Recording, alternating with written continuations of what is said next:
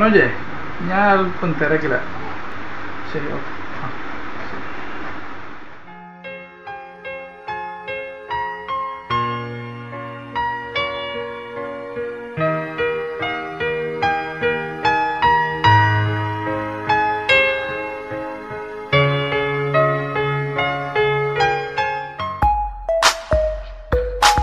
You have a message.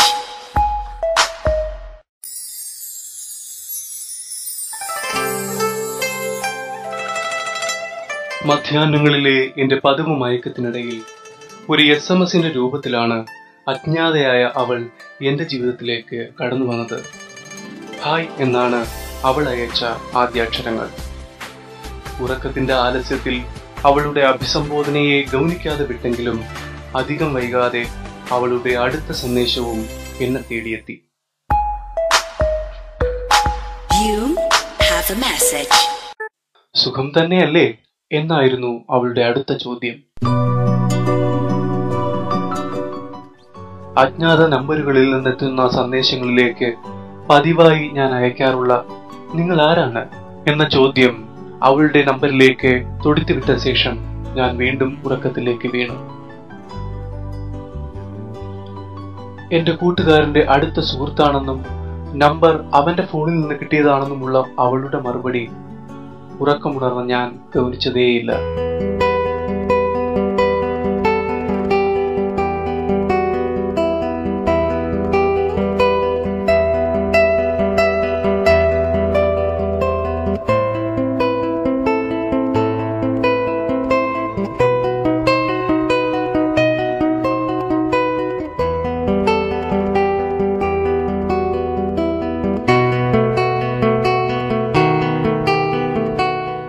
മനോജിനെ കാണാനുള്ള തിരക്കിലായിരുന്നു ഞാൻ. എങ്കിലും എന്റെ ഏത് കൂട്ടുകാരന്റെ സുഹൃത്താണെന്ന് മാത്രം ചോദിച്ച് സ്വകാര്യതയുടെ ലോകത്തിലേക്ക് ഞാൻ യാത്രയായി.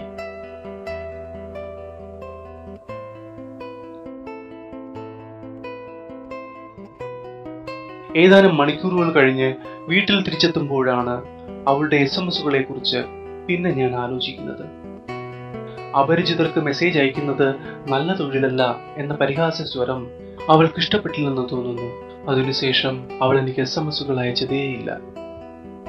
അക്കാര്യം പിന്നെ ഞാനും മറന്നു. എനിക്ക് SMS ചെയ്യുന്ന ആളെ കണ്ടുപിടിക്കാനുള്ള ജിജ്ഞാസയോടെയാണ് ഞാൻ അടുത്ത ദിവസം ഉറക്കമുണർന്നത്. പ്രത്യേകിച്ച് പണിയൊന്നുമില്ലാതിരുന്ന ഞാൻ ഒരു രസത്തിന് ബിസിയാണോ എന്ന സന്ദേശം തൊടുത്തി അയച്ചു. അവൾ ദേഷ്യത്തിലായിരുന്നു. പരിഹാസ്യം കലർന്ന എന്റെ ഇന്നലത്തെ SMS കുപിതയായിരുന്ന അവളെ അനുനയിപ്പിക്കാനുള്ള ശ്രമമായി. പിന്നെ ദേഷ്യം കലർന്ന അവളുടെ മറുപടികൾ എന്നെ ആകർഷിക്കാൻ തുടങ്ങി.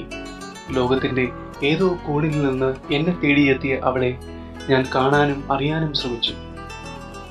അവളെക്കുറിച്ച് എന്റെ സുഹൃത്തുക്കളോടെല്ലാം ഞാൻ അന്വേഷിച്ചു.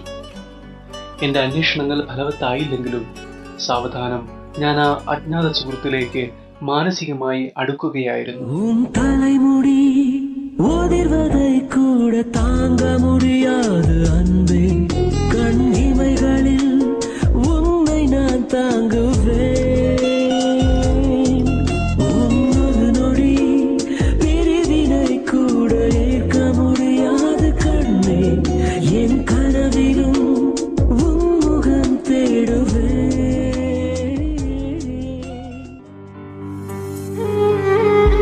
സംഭവിക്കാനിടയാകരുതേ എന്ന് അനുദിനം പ്രാർത്ഥിച്ച ദുരന്തമാണ് പിന്നെ ദിവസങ്ങൾക്കകം എന്നെ തേടിയെത്തിയത്.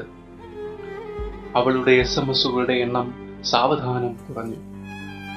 എന്റെ ചോദ്യങ്ങൾക്ക് മറുപടിയില്ലാതെയായി.